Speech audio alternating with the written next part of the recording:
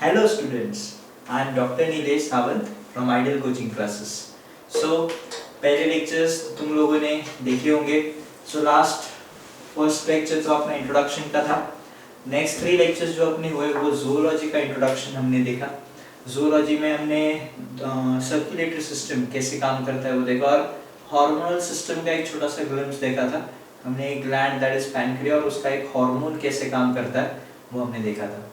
So let's shift to botany. So हम botany का एक टॉपिक आज कवर कर रहे हैं.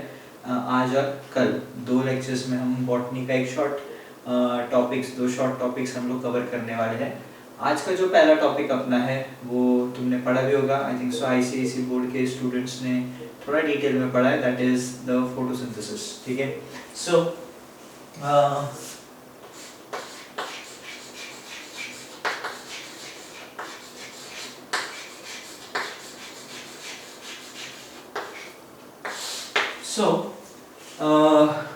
बायोलॉजी में सब इम्पोर्टेंट लाइफ प्रोसेस में से एक सबसे इम्पोर्टेंट प्रोसेस वो है that is photosynthesis.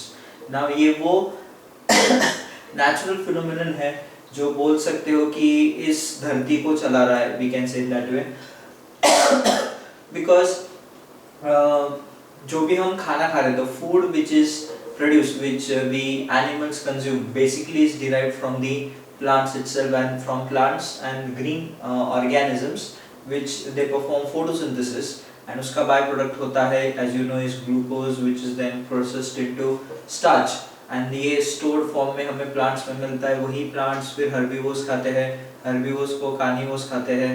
So in this way ये food chain में pass on होता है. So photosynthesis is a very essential phenomenon which takes place in nature because it provides the required food for the entire living world. Hence we know plants, they are green, rather the organisms which show chloroplast हम उन्हें producers कहते हैं because they produce the food for the entire ecosystem, you can say that way. And सबसे important दूसरी बात, the photosynthesis का first use तो समझ में आया, importance rather. Second importance is obviously it gives us that all important oxygen, that is our life gas. So each and every aerobic organism requires oxygen to break down that food that we eat and to give out energy from it. So वो भी हमें photosynthesis से मिलता है. तीसरा सबसे important, ठीक है, जो बात है, ये इकलौता ऐसा प्रोसेस है जो एटमॉस्फेरिक कार्बन डाइऑक्साइड को कम करता है. नहीं तो जितने भी हम प्रोसेस देखते हैं जैसे थ्रू इंडस्ट्रीज हो, ऑटोमोबाइल्स हो, ये फॉसिल फ्यूल्स बर्न करके CO2 लिबरेट कर रहे हैं. हम भी रेस्पिरेशन करके CO2 लिबरेट कर रहे हैं. कोई भी ऑर्गेनिक चीज जब जलती है, कंबशन होता है, तो it gives you CO2. So whenever a organism dies, it decomposes, तो it gives CO2. So nature में सिर्फ CO2 बढ़ाने वाले एलिमेंट्स ज्यादा है. ओनली वन प्रोसेस ऐसा है जो कि है फोटोसिंथेसिस. तो ये फोटोसिंथेसिस काफी इंपॉर्टेंट है बिकॉज जो हम लोग आज ग्लोबल वार्मिंग फेस कर रहे हैं जिसमें we know that is due to high levels of CO2. That CO2 को कम करने के लिए फोटोसिंथेसिस इकलौता नेचुरल तरीका है. सो इसीलिए जो बोले जाते हैं plant more trees and all that stuff, so इसी के लिए है. So by planting more trees what we are doing, we are trying to create that carbon sink. Means जो एटमॉस्फेयर में CO2 है वो हम प्लांट्स में ट्रैप कर देते हैं in the form of food जो इवेंचुअली एटमॉस्फेयर से CO2 कम करे. सो ये उसकी इतनी इंपॉर्टेंस है. सो photosynthesis is one of the essential what you can say the driving life process on this earth जो इस धरती को चला रहा है, हम ऐसा बोल सकते हैं, तो भी कोई कम नहीं होगा. So it's one of the essential things. तो सबसे पहले इसकी बेसिक डेफिनेशन क्या है. तो फोटोसिंथेसिस की बात करते हो तो it's an anabolic process. Anabolic मतलब क्या होता है. तो मेटाबॉलिज्म 2 टाइप का होता है. मेटाबॉलिज्म सबको पता है. मेटाबॉलिज्म मतलब क्या, बॉडी में जो रिएक्शंस चल रहे हैं हम उसे मेटाबॉलिज्म कहते हैं. All the set of reactions that takes place in a cell we call it as metabolism. सारे रिएक्शंस बेसिकली जो सेल में होते हैं वो 2 किस्म के होते हैं. एक तो एनाबॉलिक, दूसरा कैटाबॉलिक. एनाबॉलिक का मतलब क्या है, छोटे छोटे रॉ मटेरियल्स मिलाकर एक बड़ा मैक्रोमोलिक्यूल बनाना है. छोटे छोटे रॉ मटेरियल्स को मिलाकर एक बड़ा मैक्रोमोलिक्यूल बनाना है. दिस इज एनाबॉलिज्म जो कि हम फोटोसिंथेसिस को कहते हैं. तो तुम्हें पता है CO2, वाटर, ठीक है, इनको मिला के in presence of sunlight and chlorophyll we get starch और ग्लूकोज। सिमिलरली रेस्पिरेशन में हम कॉम्प्लेक्स ऑर्गेनिक मॉलिक्यूल को तोड़कर छोटे सिंपल बाय प्रोडक्ट्स में कन्वर्ट करते हैं। Like starch when broken down gets converted into carbon dioxide, water and energy. So that is anabolism. So anabolism is like building up process. So it helps to manufacture larger molecules. ठीक है. So photosynthesis क्या है? तो मैंने definition roughly बताई दी है उसकी. तो photosynthesis में होता क्या है? CO2 और पानी को मिलाया जाता है in presence of sunlight, and chlorophyll to get you C6H12O6 with 6 H2Os and 6 oxygens. So it is 6 CO2, 12 H2O. So this is the balanced chemical reaction for the photosynthesis part.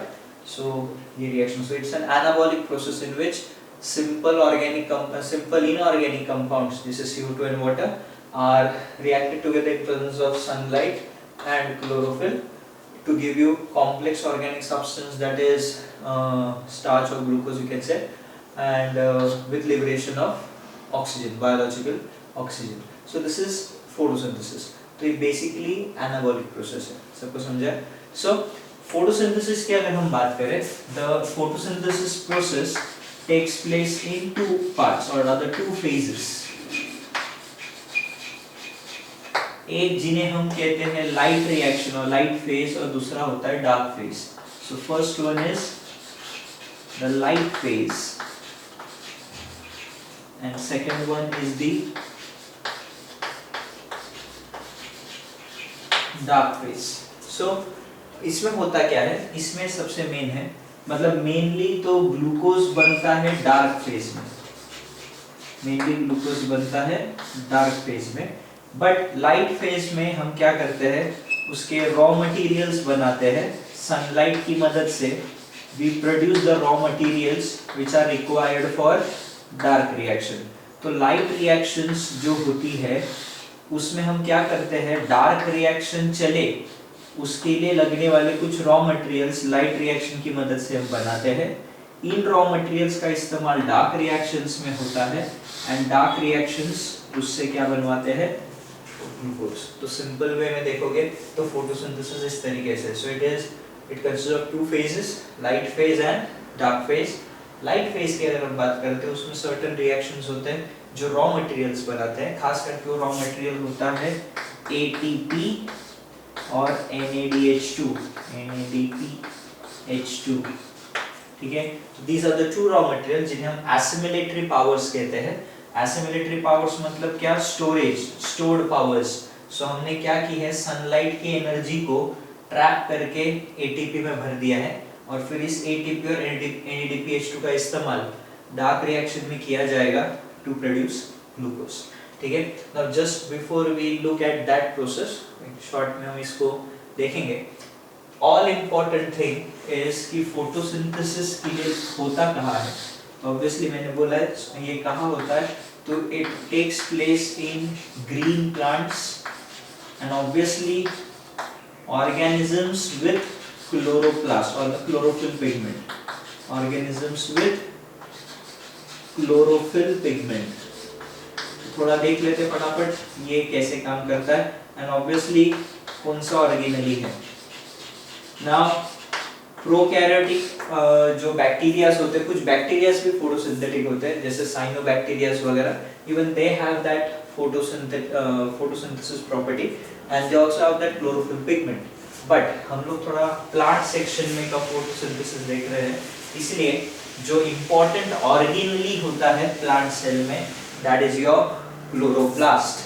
तो chloroplast क्या होता है फटाफट देखते हैं. तो chloroplast क्या होता है, it's a double membranous organelle. It's a double membranous organelle, which is this one. So a double membranous organelle. तो ये दोनों membrane, first is the outer membrane and obviously this is the inner membrane. This is the inner membrane and outer membrane of that. Then this is the ground substance known as stroma. Stroma मतलब cytoplasm जैसा ही है, but this is the fluid which is found in the chloroplast. ठीक है, chloroplast के अंदर मिलेगा stroma. Then इसके अंदर तुम्हें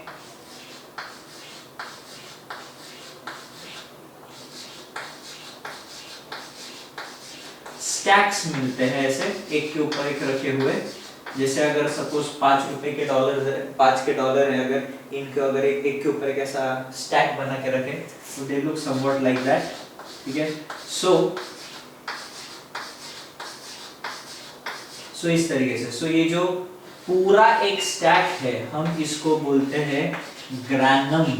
सिंगुलर में ग्रैनम, मल्टीपल में ग्राना. तो उस ग्राना का जो एक सैक लाइक स्ट्रक्चर है, एक ऐसा सैक लाइक स्ट्रक्चर है, हम उसे कहते हैं थाइलाकॉइड. हम उसे क्या कहते हैं? थाइलाकॉइड. तो स्टैक्स ऑफ थाइलाकॉइड, तो ये एक थाइलाकॉइड, ये 2 थाइलाकॉइड, ये 3, ऐसे करके जो स्टैक बना है हम उसको बोलते हैं grana. Then these are also interlinked between each other like this, like this, like this, this is like this, ये भी ऐसा है, ये भी ऐसा है. So these are what you can say, हम इन्हें बोलते हैं intergranal lamellae. तो नाम से ही देखो, सिंपल नेम्स है. inter means between, intergranal मतलब obviously between grana, and lamellae means they are the what you can say, those ridges जिससे वो कनेक्टेड है. तो ये काम क्या करते हैं? ये ट्रांसपोर्ट ऑफ सब्सटेंसेस में मदद करते हैं. ग्राना में कुछ चीजें चाहिए तो वो ट्रांसपोर्ट यहाँ हो सकती है. इसके अलावा अगर मैं इस थाइलाकॉइड को थोड़ा जूम इन करूँ, थाइलाकॉइड के अंदर तुम्हें मिलते हैं क्वांटासोम्स. थाइलाकॉइड के अंदर तुम्हें क्या मिलता है? क्वांटासोम्स, जिसके अंदर होता है क्लोरोफिल पिगमेंट. मतलब थाइलाकॉइड के अंदर तुम्हें मिलेगा क्वांटासोम्स. एंड अगर एक क्वांटासोम को मैं एनलार्ज करता हूँ, एक क्वांटासोम को, तो उसमें एक बड़ा मॉलिक्यूल क्लोरोफिल ए मिलता है.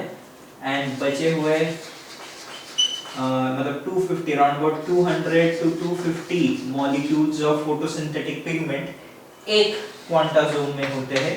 एक क्वांटासोम में, पर उसमें एक क्लोरोफिल ए, और सपोज अगर उसमें 200 है सपोज करो, तो 199 जो दूसरे मॉलिक्यूल्स हैं वो chlorophyll b, chlorophyll c, xanthophyll, carotene, इन सब के मतलब वो वैसे मिक्सचर होता है. So in this way each quantasome has one chlorophyll a, and the chlorophyll a is said to be the reaction centre. मतलब इतने सारे फोटोसिंथेटिक पिगमेंट्स में सिर्फ क्लोरोफिल में ही वो क्षमता है कि जो सूरज की गर्मी को, मतलब सनलाइट को, रादर लाइट को एटीपी में कन्वर्ट कर सके. ठीक है, so this is the reaction centre. ठीक है, क्लोरोफिल ए ही बात कर रहा हूं मैं. क्लोरोफिल ए ही ऐसा पिगमेंट है जो सनलाइट को कन्वर्ट कर सकता है इनटू एटीपी. जो मैंने अभी थोड़ी देर पहले बताया था, लाइट रिएक्शंस में जो रॉ मटेरियल्स बनते हैं वो कौन से होते हैं? एटीपी और एनएडीपी H2. तो थोड़ा सा हम लोग अभी फास्ट देखते हैं कि फोटोसिंथेसिस कैसे होता है. ऑब्वियसली 11th स्टैंडर्ड में, क्योंकि करंट 11th स्टैंडर्ड के सिलेबस जो चेंज किया है, फोटोसिंथेसिस 11th स्टैंडर्ड में है. सो ये डेप्थ में इनके रिएक्शंस के साथ हम लोग 11th के सिलेबस के वक्त देखेंगे. बट फिलहाल एक ओवरलुक देने के लिए मैं तुम्हें ये प्रोसीजर शॉर्ट में बता रहा हूँ. सो फटाक से देखते हैं. मैंने जैसे थोड़ी देर पहले आउटलाइन किया ही था फोटोसिंथेसिस है क्या.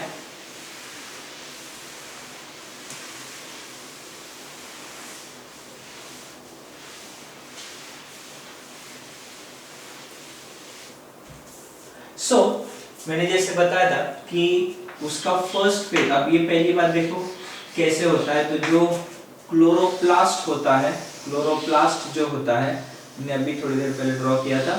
तो जो ये ग्राना होते हैं, अब मैं जानबूझ के एक ही दिखा रहा हूँ. तो जो ग्राना होते हैं ये होते हैं site for the light reactions. ठीक है, हम इन्हें कहते हैं लाइट रिएक्शंस, क्योंकि इसी के अंदर क्या है? क्लोरोफिल. इसी के अंदर क्या है? पिगमेंट्स है, फोटोसिंथेटिक पिगमेंट्स है. लाइट रिएक्शन में क्या किया जाएगा? ऐसे वो फोटोसिंथेटिक पिगमेंट्स को 2 ग्रुप्स में बांटा जाता है. फोटोसिस्टम 1 एंड फोटोसिस्टम 2, ये डिसाइड होता है क्लोरोफिल ए की क्षमता पे। क्लोरोफिल ए की क्षमता पे, क्योंकि कुछ क्लोरोफिल ए ऐसे होते हैं जो 700 नैनोमीटर तक की लाइट को एब्जॉर्ब कर सकते हैं, उससे आगे तो ये ज्यादा है। एंड फोटोसिस्टम 2 जो है उसका क्लोरोफिल ए जो है वो लगभग 680 नैनोमीटर तक की लाइट को एब्जॉर्ब कर सकता है। तो देख सकते हो ये थोड़ा रेड और फार इंफ्रारेड लाइट तक एब्जॉर्ब कर सकता है, एंड ये वाला रेड से थोड़ी नीचे तक की, ये ब्लू लाइट तक भी वो एब्जॉर्ब कर सकता है। ये फोटोसिस्टम, दो फोटोसिस्टम्स होते हैं जो क्वांटा जोन्स में हमें पाए जाते हैं, एंड ये इनका काम क्या होता है, जैसे सनलाइट इनके क्लोरोफिल पे पड़ती है, जैसे सनलाइट इनके क्लोरोफिल पे पड़ती है, क्लोरोफिल अपना एक इलेक्ट्रॉन जो सन की एनर्जी से भरा है वो एक्साइट करेगा। Then this electron is then passed on through series of electron acceptors. कुछ प्रोटीन मॉलिक्यूल्स होते हैं जो इस एनर्जी रिच इलेक्ट्रॉन को अपने पास लेंगे, मतलब when they gain electron, you know it is reduction, ऐसे करके reduced, फिर ये इसको लूज कर देंगे, तो यहाँ से रिड्यूस हो गया, ऑक्सीडाइज हो गया, फिर ये भी रिड्यूस होगा, ऑक्सीडाइज होगा, तो ऐसे करके पासिंग द पार्टिकल, क्योंकि the electron is quite hot, क्योंकि सन की गर्मी जो है वो उसमें स्टोर है, तो काफी गर्म है। कैसा होता है, ये तू ले, फिर अगला बोलता है ये तू ले। इसमें होता क्या है, every protein has certain energy, every protein has certain energy.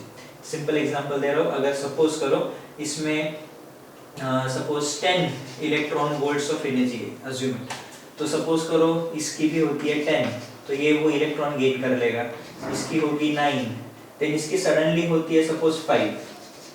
अब 9 और 5 तो देख सकते हो तुम सबने एटॉमिक स्ट्रक्चर सबको पता है, एटॉमिक स्ट्रक्चर में तुमने पढ़ा है कि इलेक्ट्रॉन जंप उसी लेवल पे करेगा जहाँ पे उसकी एनर्जी मैच करे।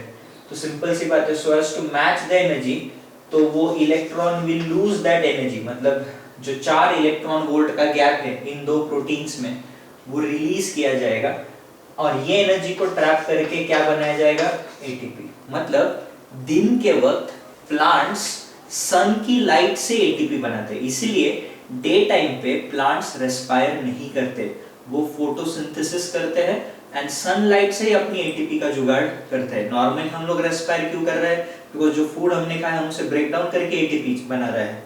तो सन जो है, सॉरी जो प्लांट जो है वो सनलाइट से ही अपना एटीपी बना लेता है, जो उसके रेगुलर दिन के कामों के लिए भी जरूरी है, प्लस ये फोटोसिंथेसिस रिएक्शन कराने के लिए भी जो जरूरी है। और दूसरा सबसे इंपॉर्टेंट पार्ट है दैट इज हाइड्रोजन। देखो माना जाता है कि कार्बन डाइऑक्साइड को रिड्यूस करके C6H12O6 बनता है, ठीक है, मतलब हमें कार्बन डाइऑक्साइड में एक्चुअली हाइड्रोजन ऐड करना है। So addition of hydrogen is reduction. So technically speaking photosynthesis is a type of a reduction. So ATP का तो जुगाड़ हो जाएगा, ये फोटोसिंथेसिस कर देंगे, पर इसी दरमियान एक सबसे इंपॉर्टेंट इवेंट होता है that is photolysis of water. Photolysis of water क्या करता है, सनलाइट की मदद से वाटर को ब्रेक डाउन किया जाएगा into 4H plus 4OH minus. ये H प्लस इस्तेमाल किए जाएंगे to form NADPH2। It will be used to form NADPH2, जो कि लाइट रिएक्शन का एक एसिमिलेटरी पावर है। और फिर ये जो 4OH है, इसको 4OH और ये 4 इलेक्ट्रॉन्स देगा, सेपरेट होंगे, and this will form 2H2O plus O2, तो ये ऑक्सीजन बाहर आता है। तो लाइट रिएक्शंस के वक्त ही ऑक्सीजन बाहर आता है, रात के टाइम ऑक्सीजन इसलिए प्लांट्स नहीं देते बिकॉज रात को ये रिएक्शन होने वाली नहीं है, ये फोटोलिसिस है, नाम में ही नहीं है, photo light, lysis breakdown of water होता है। क्यों? क्योंकि पानी क्या कर रहा है, फोटोसिंथेसिस के रिएक्शन को स्टेबलाइज करने का काम कर रहा है। जो क्लोरोफिल, अभी मैंने थोड़ी देर पहले बताया था, जो क्लोरोफिल ए के ऊपर सनलाइट गिरती है तो वो अपना इलेक्ट्रॉन एक्साइट करके देता है, तो फिर इसको इलेक्ट्रॉन कौन देगा, तो वो इलेक्ट्रॉन पानी उसे देता है। तो वो क्लोरोफिल को शांत करने के लिए, जो एक्साइटेड स्टेट में गया था वो इलेक्ट्रॉन कौन प्रोवाइड कर रहा है? वाटर। एंड फिर देख सकते हो बचा हुआ पानी वापस जो 4 थे 2 वापस बन जाएंगे एंड उससे क्या निकल रहा है? ऑक्सीजन। और यही ऑक्सीजन लीव्स बाहर छोड़ते हैं। जब वो कार्बन डाइऑक्साइड लेते हैं तो ऑक्सीजन बाहर छोड़ते हैं डे के टाइम। इसलिए डे टाइम पे तुम्हें ऑक्सीजन मिलता है। डे टाइम पे तुम्हें ये ऑक्सीजन मिलता है। रात के वक्त हमें ये नहीं मिलता क्योंकि रात के वक्त ये रिएक्शंस नहीं होने वाले। ठीक है, सो ये हो गया। सो इस तरीके से एटीपी बन गया। लाइट रिएक्शंस में 2 चीजें बननी थी, एक एटीपी बन गया और एक NADPH2 बन गया। अब इसका इस्तेमाल डार्क रिएक्शन में होना है। डार्क रिएक्शन में अब इनका इस्तेमाल किया जाएगा जिनको हम बोलते हैं केल्विन साइकिल। हम इसको बोलते हैं केल्विन साइकिल। ठीक है, तो केल्विन साइकिल ये वो डार्क रिएक्शन की साइकिल है। इसमें सीरीज ऑफ रिएक्शंस होते हैं जिसमें पहला जो केमिकल होता है वो RuBP होता है विच इज 5 कार्बन। इसमें एटमॉस्फेयर का CO2 ऐड किया जाएगा जो कि तुम्हें पता है 1 कार्बन का होता है, which will be converted into phosphoglyceric acid. ठीक है, एक अनस्टेबल कंपाउंड बनेगा एंड वो फॉस्फोग्लिसरिक एसिड में कन्वर्ट हो जाएगा विच इज ऑफ 3 कार्बन। सो देख सकते हो एक RuBP 5 कार्बन का है, कार्बन डाइऑक्साइड मिला दो तो 6 हो जाएगा। तो वो रिएक्ट होकर मुझे कितने देगा? एक RuBP will give me 2 PGA। और फिर इसके ऊपर लगते हैं तुम्हें 2 ATP और 2 NADH2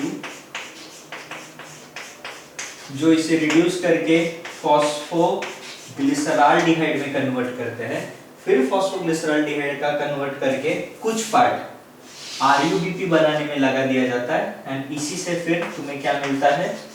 ग्लूकोज। इसी से तुम्हें क्या मिलता है? ग्लूकोज। सो इन दिस वे ये डार्क रिएक्शन होता है। तो शॉर्ट में मैंने ये थोड़ा कवर किया है। You will get this in depth when you study in 11th standard. तो सिंपल है, लाइट रिएक्शंस करके सनलाइट का इस्तेमाल करके हम क्या कर रहे हैं? ATP बना रहे हैं using chlorophyll and all. NADPH2 बनता है बाय फोटोलिसिस ऑफ वाटर, जो हाइड्रोजन है वो NADP के साथ जुड़ जाएगा। फिर इन दोनों का इस्तेमाल हम केल्विन साइकिल में करते हैं। केल्विन साइकिल में जो केमिकल ऑलरेडी क्लोरोप्लास्ट के ये होता है स्ट्रोमा में। ये कहाँ होता है? स्ट्रोमा में। मतलब हियर यू कैन सी ग्राना में होता है लाइट रिएक्शंस, स्ट्रोमा में होता है तुम्हारे डार्क रिएक्शन।